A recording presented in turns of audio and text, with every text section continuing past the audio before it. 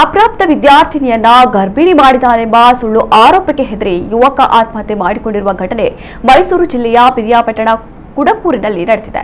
ವಿದ್ಯಾರ್ಥಿನಿ ಗರ್ಭಿಣಿ ಆಗುವುದಕ್ಕೆ ಆಕೆಯ ಶಾಲೆಯ ದೈಹಿಕ ಶಿಕ್ಷಕ ಕಾರಣ. ಆದರೂ ನನ್ನ ಮೇಲೆ ಆರೋಪ ಹೊರಿಸಿದ್ದಾರೆ ಎಂದು ಯುವಕ ಆತ್ಮಹತ್ಯೆಗೂ ಮುನ್ನ ವಾಟ್ಸ್ಆಪ್ ವಾಯ್ಸ್ ನೋಟ್ ಕಳುಹಿಸಿದ್ದಾನೆ ಎಂದು ತಿಳಿದು ಬಂದಿದೆ. ವಿದ್ಯಾರ್ಥಿನಿ ಜೊತೆ ಸಲುಗಿಯಿಂದ ಮಾತನಾಡಿದಕ್ಕೆ ತನ್ನ ಮೇಲೆ ಆರೋಪ ಬಂದಿದೆ ಎಂದು ಮನನೊಂದ ಯುವಕ ವಾಯ್ಸ್ ನೋಟ್ ಹಾಕಿ ನಾಲೆಗೆ ಹಾರಿ ಆತ್ಮಹತ್ಯೆ ಮಾಡಿಕೊಂಡಿದ್ದಾನೆ. ಕುಡಕೂರು ನಿವಾಸಿ 27 ವರ್ಷದ ರಾಮು ಆತ್ಮಹತ್ಯೆ ಮಾಡಿಕೊಂಡ ಯುವಕ. ನನಗೂ ಆಕೆಗೂ ಯಾವುದೇ ಸಂಬಂಧ ಇಲ್ಲ. ನನ್ನ ಮೇಲೆ ಸುಳ್ಳು ಆರೋಪ ಮಾಡಲಾಗಿದೆ. ಶಾಲೆಗೆ ಕಳಂಕ ಬರುತ್ತೆ ಅಂತ ಕೇಸ್ ಮುಚ್ಚಿ ಹಾಕ್ತಿದ್ದಾರೆ. ಹುಡುಗಿಯನ್ನ ಮಾತನಾಡಿಸಿದ್ದಕ್ಕೆ ನನ್ನ ಮೇಲೆ ಆರೋಪ ಮಾಡ್ತಿದ್ದಾರೆ ಎಂದು ದೂರಿದ್ದಾನೆ. ಶಾಲೆಯ ಪಿಟಿ ಟೀಚರ್ ಇದಕ್ಕೆಲ್ಲ ಕಾರಣ. ಅವರು ಹೀಗೆ ಮಾಡಿದಕ್ಕೆ ನನ್ನ ಮೇಲೆ ಹೇಳ್ತಾ ಇದ್ದಾರೆ. ಹೀಗಾಗಿ ನಾನು ಸೂಸೈಡ್ ಮಾಡಿಕೊಳ್ತೇನೆ ಎಂದು ವಾಯ್ಸ್ ನೋಟ್ ಹಾಕಿದ್ದಾನೆ ಎನ್ನಲಾಗಿದೆ.